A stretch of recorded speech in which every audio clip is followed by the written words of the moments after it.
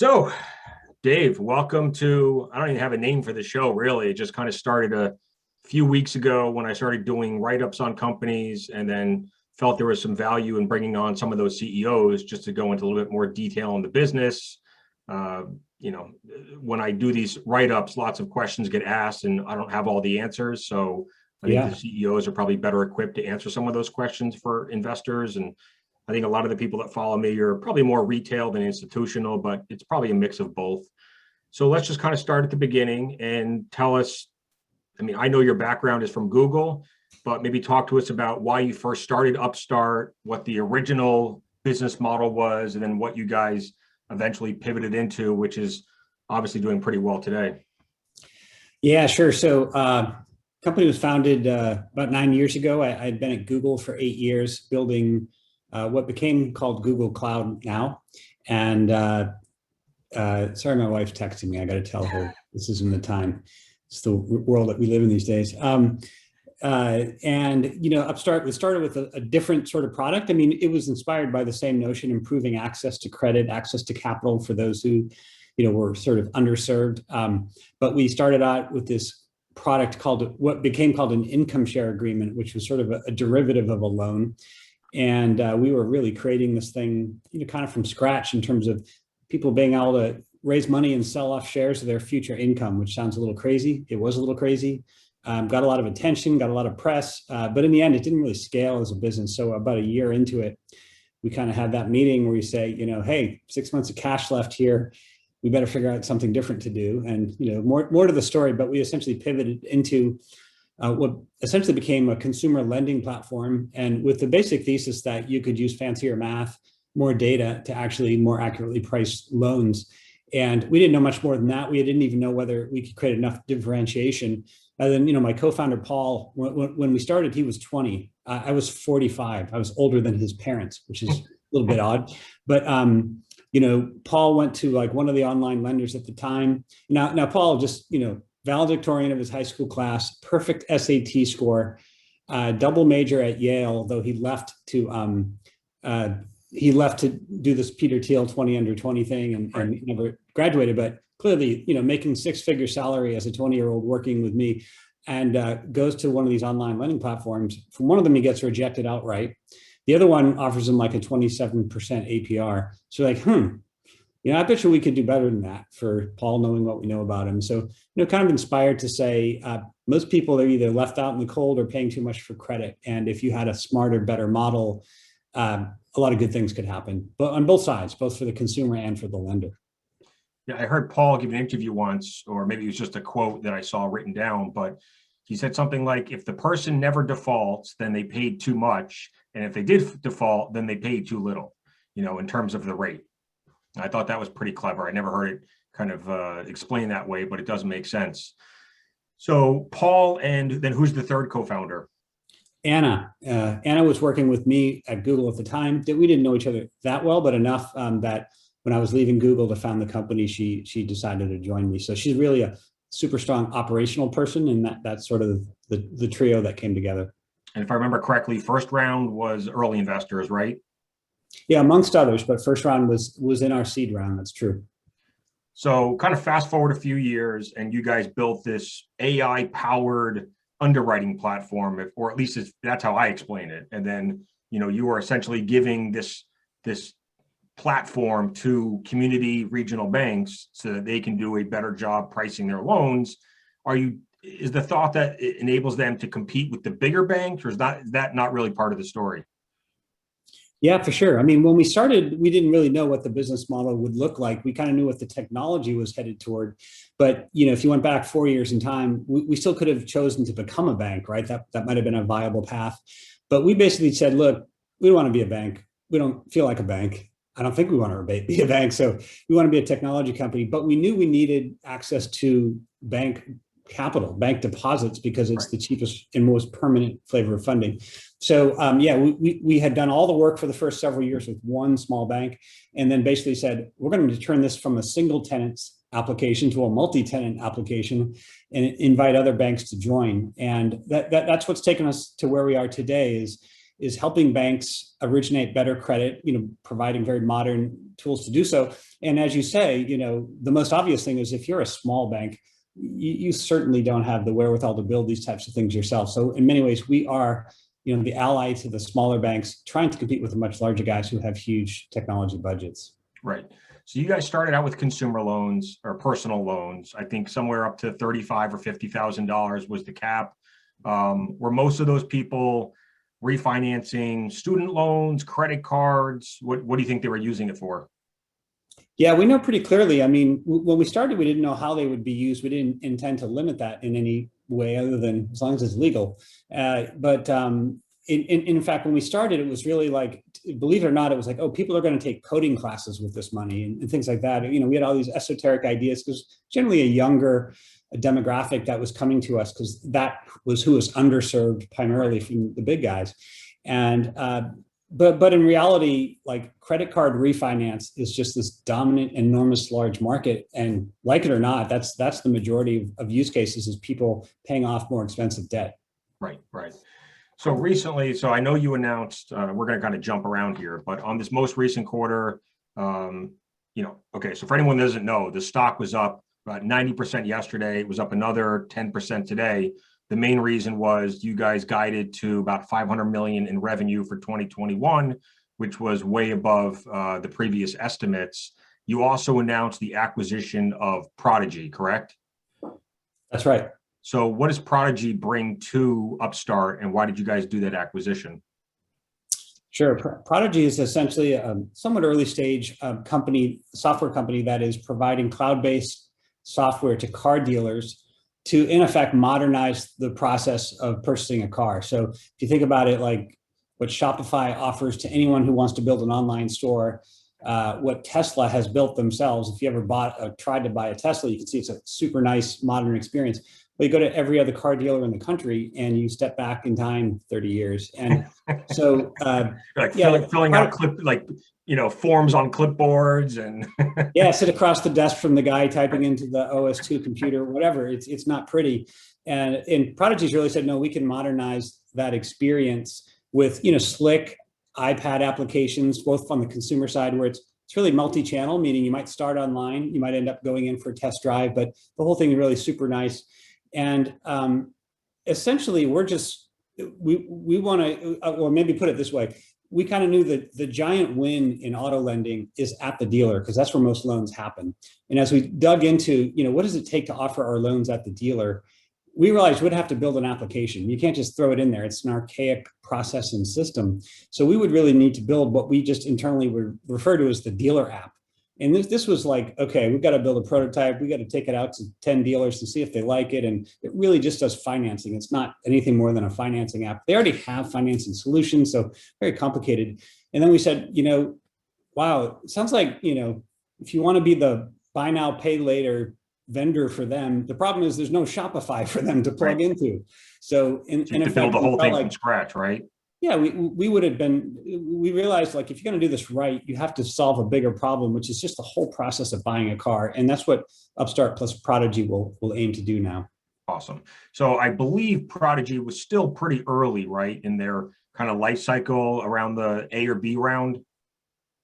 Yeah, early stage company. They've raised a couple of rounds. You can sort of see some of that stuff on Crunchbase or whatever. It's not a closed deal, of course, so they're not part of our company yet. They're not in our projections or anything of that nature. But yeah, fairly early stage. But we were very impressed with the quality of the product and how it's used at the dealers that it's at. I mean, it really is well loved by them, I guess is the best way to put it. And in many ways, the same model that you built to help open up credit to consumers, that same model can help consumers purchase cars, right? Because it's a lot of the same data points that you would use to analyze someone's credit worthiness.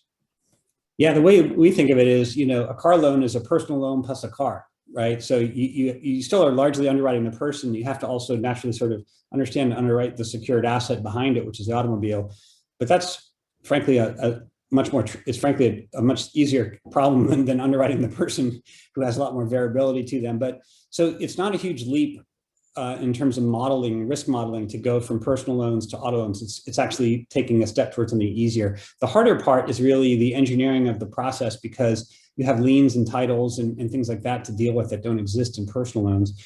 And our goal really is to do it in a way that feels as beautiful as the personal loan process does, like instant approval, instant satisfaction, no friction. Much harder to do, which is why it's not an easy task to do that on the auto side.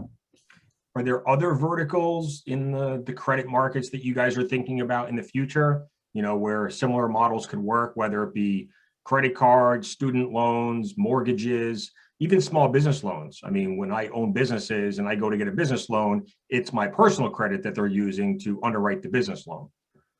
Well, I think you get that exactly right. I would say we, first of all, don't like the lines that have existed in products that have been around for many decades, to us seem artificial. What we start with is person wants loan. If you want it small, fast, and fairly cheap, a personal loan works well. If you want a bigger loan, it's worth your time and effort to have it secured by something. In this case, it's an auto.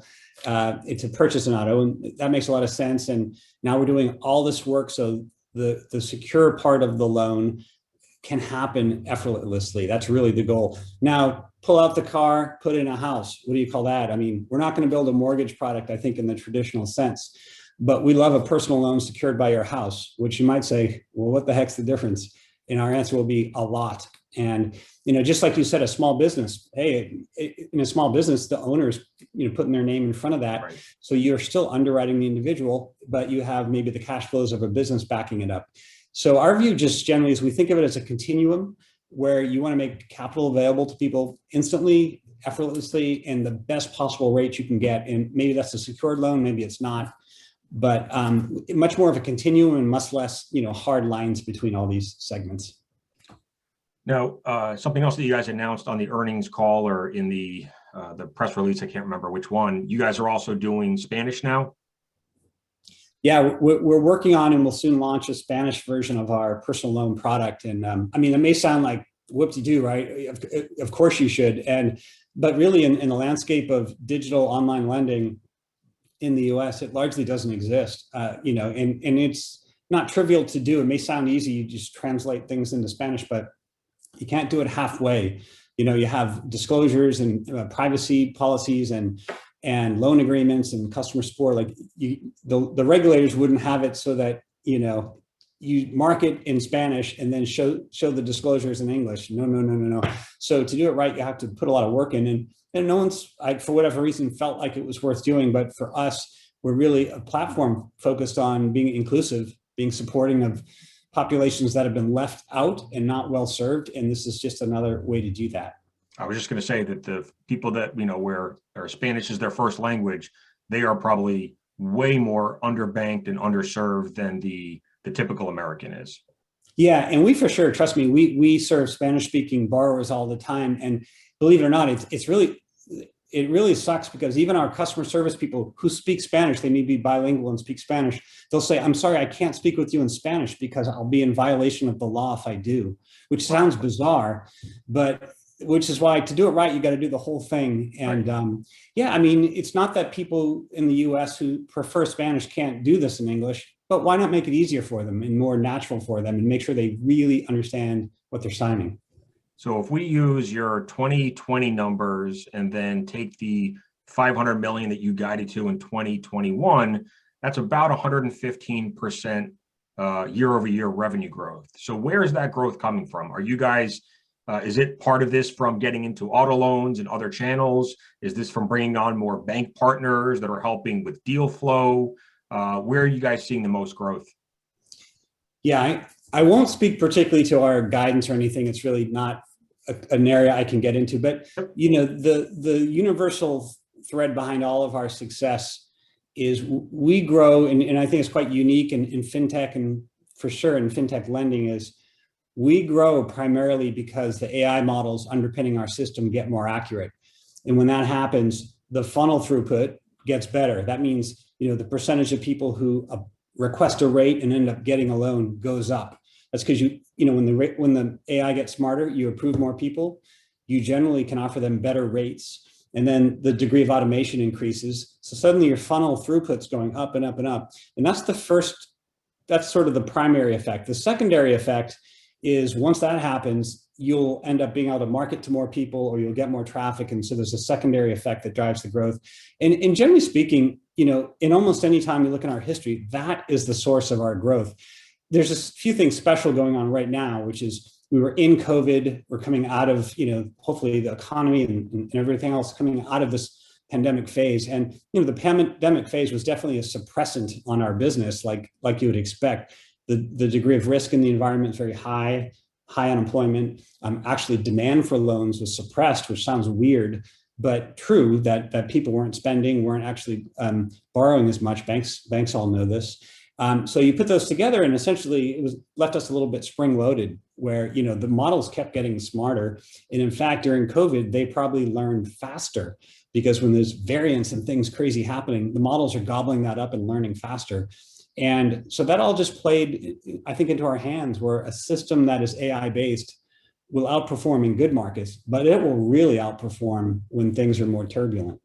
I think that's a good point, because I think some people say, oh, why doesn't someone else just do this? And it's, I always tell them that Upstart's been doing this for 6-7 years. So your data, you have a 6 or 7 year head start with all that data, which is something like 15 billion data points, right? Somewhere in that ballpark. Yeah, it's true. Though honestly, it's so funny. We spend so much energy trying to explain how we do what we do. And sometimes it's like, okay, don't bother with how we do it. Just look at the results. They're great. And, but, of course, you want to help people understand our business. And AI, if you're not deep into the data science of how artificial intelligence works and training data and this and that, you might just go, oh, well, Wells Fargo, they have a lot of data, right? What bank doesn't have a ton of data? But there's a very big difference between just having gigabytes and petabytes of data and having training data that is tied to machine learning algorithms that are originating your loans. So the AI system we've built, if you worked in a company that uses AI truly, and it could be at Tesla doing their autonomous driving, it could be at Amazon doing their